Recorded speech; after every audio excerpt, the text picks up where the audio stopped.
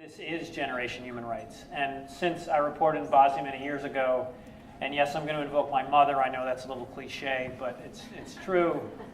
When I went off to cover the war in Bosnia, I was in my late 20s, and my mother was horrified. She's like, "Why are you going to Bosnia? You know, you're crazy." You know, and it was just this distant war that people didn't care about in the U.S., to be honest. Tom Nagorski's here, who was the foreign editor during the war in Bosnia for ABC News. He and Peter Jennings helped make America understand what was happening there. So that was the context of Bosnia and my mother not understanding why I was going there.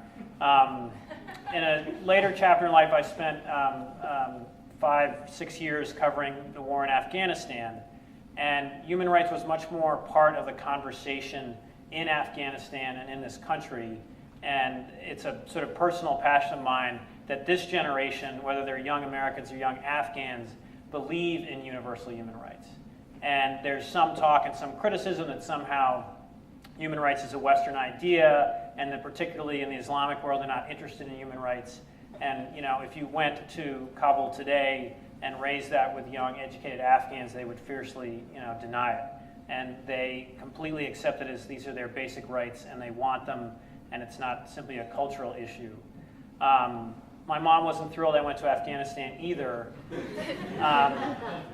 And a final thing in terms of how human rights has changed and how this curriculum is so valuable and how young people are going to want to learn about this and are much more sort of citizens in the world and how even attitudes have changed. My wife is 7 months pregnant. We live down there about a dozen blocks or so, and my mother was here last night for a visit. And this is, years and years of why are you going off to this country, why are you going off to that country? And my mom's sitting on the couch last night, and she's like, "Can you believe this story out of Nigeria? That they kidnap these girls. It is their right to have an education. This is absolutely outrageous." And she's basically saying, "Why aren't you writing something about this?" And then my wife, who's 7 months pregnant, and I will be completely honest with you, said again last night and said a couple days earlier, "Why aren't you writing about those fuckers who kidnapped those girls? It's outrageous."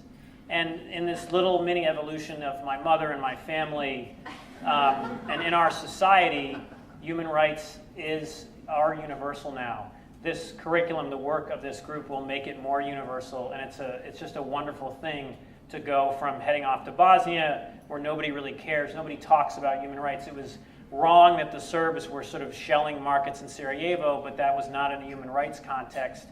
Whereas now, my mother immediately says it's, a woman's right to an education is universal and cannot be questioned. The work of this group and so many others has brought us here and will continue, I think, to spread that amazing message. And again, I thank you all and thank Sally as well for having us all here. And I now want to introduce Ron Haviv, who more powerfully captured the struggle for human rights from Bosnia to Afghanistan, all over the world. His images evoked this issue and why we as human beings should care about it more powerfully than anything I could ever write.